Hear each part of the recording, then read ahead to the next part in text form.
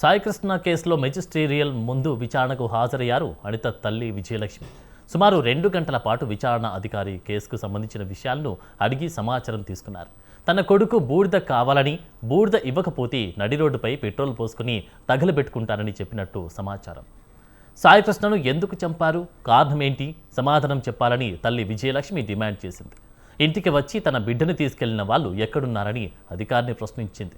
తన కుమారుడు సాయికృష్ణ పవన్ కళ్యాణ్ ఫ్యాన్ అని, కానీ ఆయన నా కొడుకుని క్రిమినల్ అంటున్నారని పేర్కొన్నారు.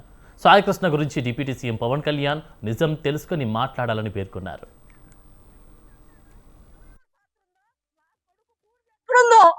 కావాలి నడి రోడ్డు మీద పెట్రోల్ పోసుకుని చచ్చిపోతా.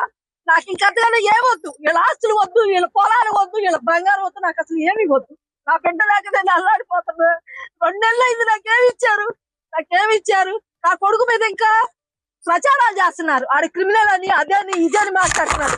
ఇప్పుడు ఉన్నాడు కంటే నా కొడుకు ఏం క్రిమినల్ కాదు. నా కొడుకు నిజాయితీగానే ఉన్నాడు. ఆ నిజాయితీ నచ్చక ఈ నాగరాజు తీసుకొచ్చి పైన అక్కడ పడుకోబెట్టి మేకులు కొట్టి అతి దారుణంగా చంపాడు. దేనికి చంపాడో, ఎందుకు చంపాడో, ఎవరెవరి పాత్ర ఉందో మీ అందరికీ కూడా బాధ్యత ఉంది. తీసుకురావాలి, బయటికి రాగాలి.